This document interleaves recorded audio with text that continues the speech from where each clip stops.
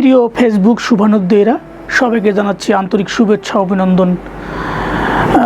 কিছুদিন ধরেই দেখে থাকবেন যে আসলে অনলাইন অফলাইন মিডিয়াতে বিভিন্ন মাধ্যমে আমরা একটা আতঙ্কের নাম, এটি আগে ছিল না তা নয়, যে রাসেলস ভাইপার নামে যে একটি সাপের উপদ্রব নিয়ে সবে আতঙ্কিত। বাংলাদেশের অনলাইন অফলাইন মিডিয়াতে সব জায়গাতেই একটা আতঙ্ক ভীতি কাজ করছে। এই রাসেল ভাইপার এটা কিন্তু আগে ছিল না তেমন না, এটার আগে নাম ছিল চন্দ্রবোড়া বা আর একটা নাম ছিল যে নামটা আমরা স্ক্রিনে দেখতে পাচ্ছি যে উলু বোড়া নামে। তা বর্তমানে রাসেল ভাইপার হচ্ছে ভারতীয় উপমহাদেশের একটা সাপ। এটা অনাদিকাল আগ থেকেই ছিল। এটা হালকা লাল অঞ্চলে রাসেল ভাইপার বিচরণের এলাকা। এটার হচ্ছে দেশের পত্রিকায় এবং মিডিয়ায় বিভিন্ন মাধ্যমে একটার বিদেশি নাম ব্যবহার করে একটা মারাত্মকভাবে ভীতি সঞ্চার করা হচ্ছে বা সরানো হচ্ছে। এই সাপ আসলে অনেকেই অনেক রকমের ব্যাখ্যা দিয়েছেন। এটার বিষাক্ত, এটা কামড়ালে হচ্ছে এটার ভ্যাকসিন নেই, এটাকে কেউ না মেরে উদ্ধার করে দিতে পারলে প্রাণী সম্পদ অধিদপ্তরে বা অন্য কোনো মাধ্যমে তাকে পুরস্কৃত করা হবে। কিন্তু সব কিছু মিলিয়ে যে এখন যে সময়টা চলছে, এই সময়টাই আসলে হচ্ছে বর্ষার মৌসুম। এবং কিছুদিন পূর্বে দেখে থাকবেন যে একটা দুর্যোগ, একটা ঘূর্ণিঝড় ছিল।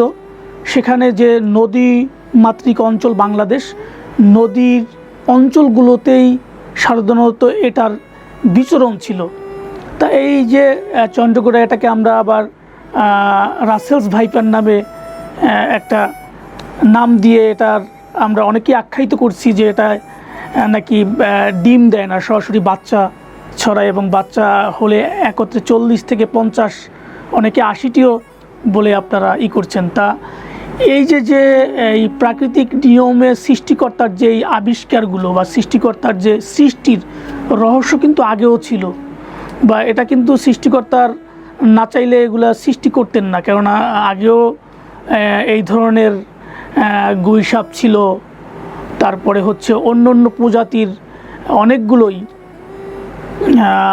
প্রাণী আমাদের এই সৃষ্টির একটা রহস্য ছিল। তো এটার সাথে যুদ্ধ করেই কিন্তু আমাদের কৃষি প্রধান দেশে মানুষ কাজ করেছে। আর এই সাপগুলো কিন্তু সচরাচর জমিতে, ঝোপঝাড়ে এবং কচুরিপানার ভিতরেই এদের বাসস্থান। এখন এটা অনেকে আবার আখ্যা করেছেন যে এটা হচ্ছে অনেক বিষাক্ত, দেখলেই তেড়ে আসে। এখন স্বাভাবিক সৃষ্টিশ্রেষ্ঠ জীব মানুষ, একে যে কোনো কেউ দেখলেই হচ্ছে ভয় লাগে। সে বাঁচার জন্য শব্দ করে, হিসিস শব্দ করে, ফিসফিস শব্দ করে, এবং তেড়ে তো আসবেই তাকে রক্ষা করার জন্য বা তাকে বাঁচানোর জন্য। তা অতএব আমরা বলবো এই সময়টাকে এটাতে আতঙ্কিত না হয়ে সচেতন থাকা, সাবধানে থাকা। অনেক অনলাইনে আবার আমি দেখেছি যে কিছু কিছু নাম্বার দিয়ে দেওয়া হয়েছে যে আপনারা দেখলেই দেখা মাত্র ফোন করবেন এবং তাদেরকে অবগত করলে তারা নিজ দায়িত্বে বিনা খরচে এদেরকে উদ্ধার করবে।